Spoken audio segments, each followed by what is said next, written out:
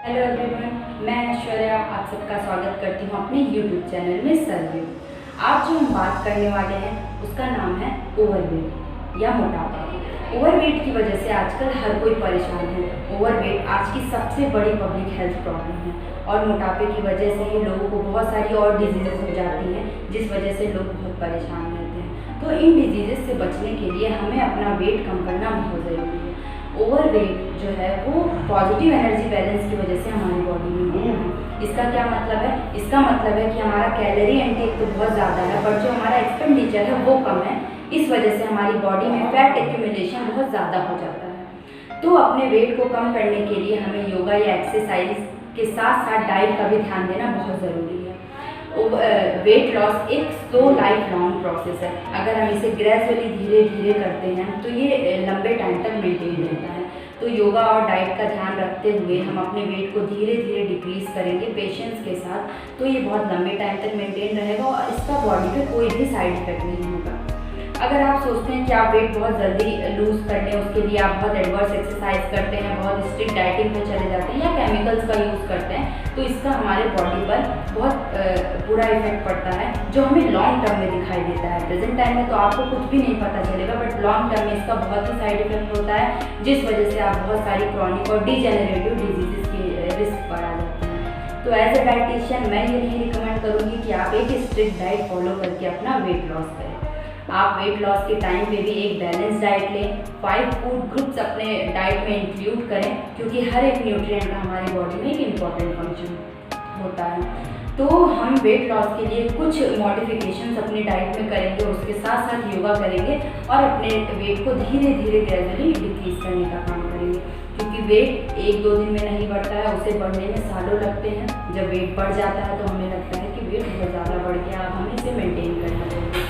तो अगर बढ़ने में टाइम लगा है तो उसे कम होने में हमें उतना ही टाइम देना चाहिए, ताकि वो धीरे धीरे अपने स्पीड से कम हो सके और लंबे टाइम तक मेंटेन कर सके। तो सबसे पहले हम बात करेंगे योगा की, फिर हम बात करेंगे कुछ डाइट मॉडिफिकेशन की जो आपको हेल्प करेगा वेट लॉस में। तो वीडियो एंड तक देखिएगा। आइए सबसे पहले हम देखते हैं कौन कौन से योगा हमें वेट लॉस के लिए करना चाहिए। सबसे पहला आसन है नौकासन। नौकासन करने के लिए सबसे पहले हमें मैट पे सीधा लेट जाना है।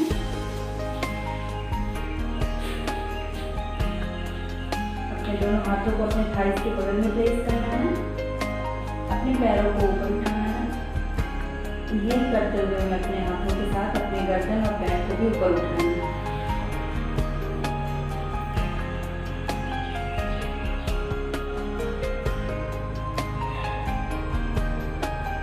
पोजीशन में होल्ड करना है 1 मिनट तक।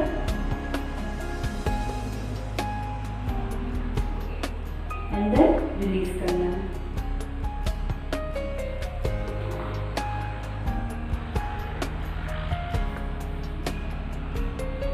अगला आसन है उत्तान पादासन।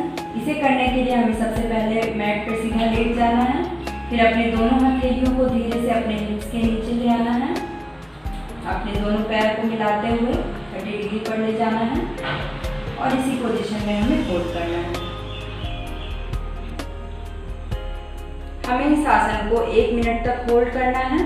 अगर आप 1 मिनट तक नहीं कर सकते हैं स्टार्टिंग में, तो आप अपना टाइम धीरे धीरे ग्रेजुअली इंक्रीज कर सकते हैं। देन हमें रिलीज करना है। इसी के साथ अगला आसन है। अगला आसन आप कंटिन्यूएशन में कर सकते हैं, जिसका नाम है अर्ध हलासन। अर्ध हलासन करने के लिए हमें अपने दोनों हाथ बगल में रखने हैं और अपने पैर को 90 डिग्री पर ले जाना है। 90 डिग्री पर ले जाके आप अपने पैर को होल्ड करेंगे। इस पोजीशन को भी आपको 1 मिनट तक होल्ड करना है। आप इसे 1 मिनट तक इजीली होल्ड कर सकते हैं।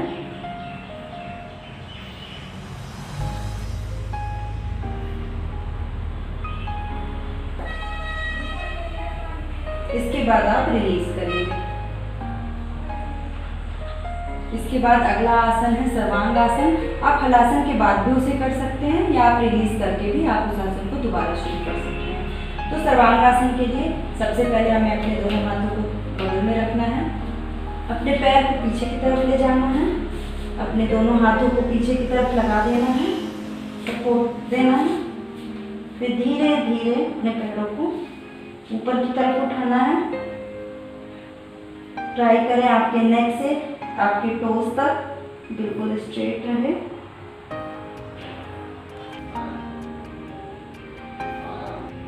इस आसन को भी आपको 1 मिनट होल्ड करना है एंड देन रिलीज करना है। सबसे पहले आपको पैर पीछे ले जाना है, फिर अपने हाथों को हटाकर धीरे धीरे आप नीचे आ जाएंगे। अब अगला आसन पवन मुक्त आसन है। पवन मुक्त आसन करने के लिए हमें अपने दोनों पैरों को जोड़ते हुए अपने घुटनों को मोड़ना है और इसे लाकर अपने चेस्ट पर रखना है। अपने दोनों फिंगर्स को लॉक करना है। अपने कुन्नी को अपने शरीर से लगाए रखना है और इनहेल करते हुए अपने गर्दन को उठा के अपने नोक से अपने नीज को टच करना है।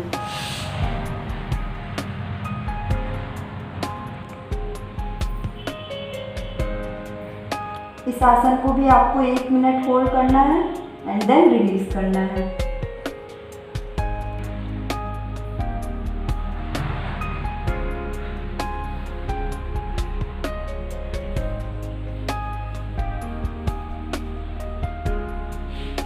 इसके बाद अगला आसन जो है वो हमें पेट के बल करना है।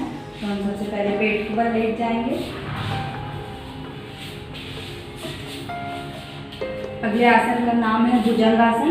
भुजंगासन करने के लिए हमें अपने दोनों हथेलियों को अपने शोल्डर के नीचे ले आना है और धीरे धीरे अपने गर्दन को उठाते हुए अपने बैक को फोल्ड करते हुए ऊपर की तरफ जाना है, इनहेल करते हुए।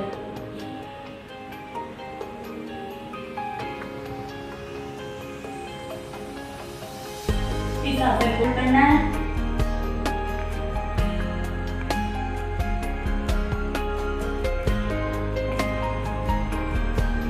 इस आसन को भी हम 1 मिनट तक होल्ड करेंगे एंड देन रिलीज करेंगे, एक्सहेल करते हुए।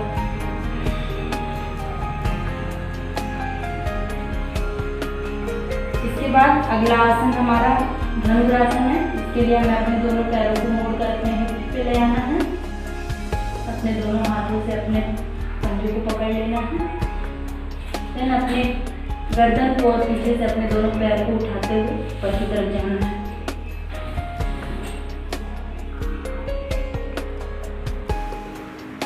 इसे भी 1 मिनट तक होल्ड करना है, रिलीज करना है।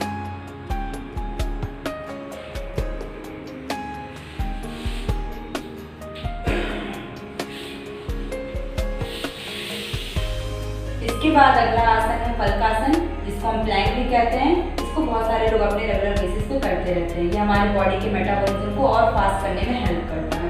तो आइए देखते हैं कैसे करते हैं।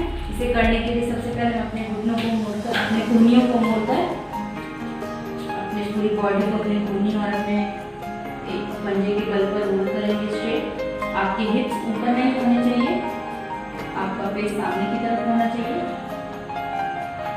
इस आसन को भी आपको 1 मिनट तक होल्ड करना है।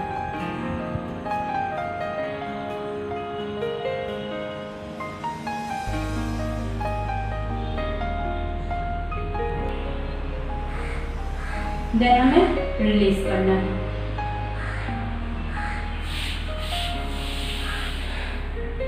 इसके बाद जो अगला आसन है वो हमें खड़े होकर करना है, जिसका नाम है वीरभद्रासन।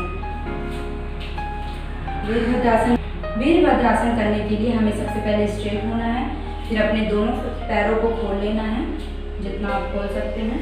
फिर अपने दोनों हाथों को शोल्डर तक ले जाना है एंड देन हमें लेफ्ट साइड मूव करना है। अपने हाथों को ऊपर की तरफ जोड़ लेना है। अपने घुटनों को मोड़ते हुए हमें नीचे की तरफ बैंड लेना है।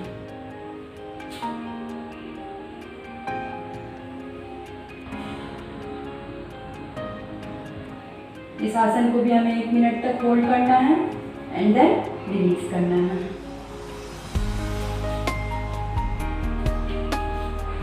अगला आसन है त्रिकोणासन। इसे करने के लिए भी हमें अपने दोनों पैरों को खोलना है। अपने राइट हैंड को अपने कान से लगा लेना है। फिर हमें धीरे धीरे लेफ्ट साइड जितना आप झुक सकते हैं उतना झुकना है और इसी पोजीशन में आपको होल्ड करना है 1 मिनट तक।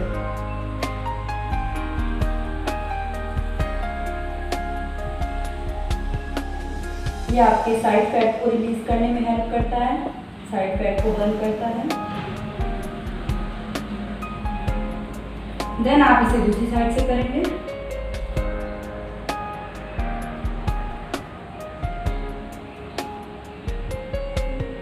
होल्ड करेंगे 1 मिनट तक एंड देन रिलीज करेंगे।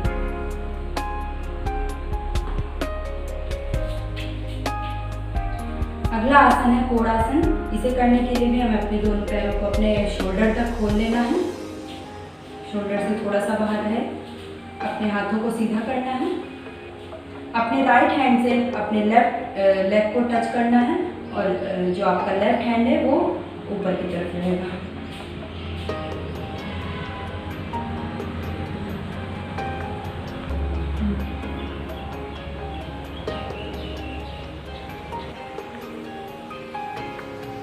देन आपको चेंज करना है 1 मिनट के बाद।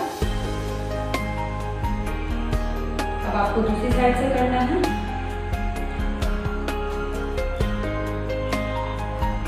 एक मिनट तक होल्ड करने के बाद आपको रिलीज करना है। तो ये सारे थे वो योगा जो आपको डेली रूटीन एक्सरसाइज में इंक्लूड करना है या आपके वेट लॉस में हेल्प करेगा। अगर ये सारे योगा करने से पहले आप वार्म अप करना ना भूलें, वार्म अप जरूर करें। अगर आपको कोई मेडिकल प्रॉब्लम, कोई भी मेडिकल इश्यू है तो आप अपने डॉक्टर से कंसल्ट करके ही ये सारे योगा अपने डेली रूटीन में इंक्लूड करें। अब कर लेते हैं कुछ डाइट की बातें। अगर आपका वेट बहुत ज़्यादा है तो आपको 3 मील पैटर्न ही फॉलो करना है। 3 मील पैटर्न में ब्रेकफास्ट, लंच और डिनर, ये 3 चीज़ें आती हैं। आपको यही 3 मील लेने हैं। इन बिटवीन मील्स अगर आपको भूख लगती है तो आप सैलेड, फ्रूट्स या होल ग्रेन बिस्किट्स के लिए जा सकते हैं। अगर आपका मील साइज, मील पोर्शन बहुत ज़्यादा है तो आप उसे कम करने के लिए लंच और डिनर के पहले 1 प्लेट सैलेड ले सकते हैं। इससे आपका जो मील पोर्शन है वो ऑटोमेटिकली कम हो जाएगा। और इसके साथ साथ आपको हाई प्रोटीन डाइट भी लेना है। हाई प्रोटीन डाइट से आपका कैलोरी इंटेक कम हो जाता है और आपको भूख कम लगती है। और जो प्रोटीन है वो हमारे मसल के लिए भी ज़रूरी है क्योंकि हम योगा और एक्सरसाइज भी करना है। और हमें हाई शुगरी फूड नहीं लेने, जैसे कि पेस्ट्री, घी, शुगर, डेजर्ट जो भी होते हैं, ये सारी चीज़ें हमें अवॉइड करनी है। मार्केट के प्रोसेस्ड फूड भी हमें अवॉइड करनी है। ये सारी गाइडलाइंस आपको फॉलो करनी है। इसके साथ साथ 2 इम्पॉर्टेंट पॉइंट बहुत ज़रूरी हैं जो आपको डेली रूटीन में ज़रूर फॉलो करने हैं। सबसे पहला कि आपको लो ग्लाइसेमिक फूड लेने हैं, वो फूड जिनका ग्लाइसेमिक इंडेक्स 50 से कम है। आप स्क्रीन पे कुछ एग्जांपल्स देख सकते हैं। ये सारे फूड्स आप अपने मील में इंक्लूड कर सकते हैं। इनका ग्लाइसेमिक इंडेक्स 50 से कम होता है।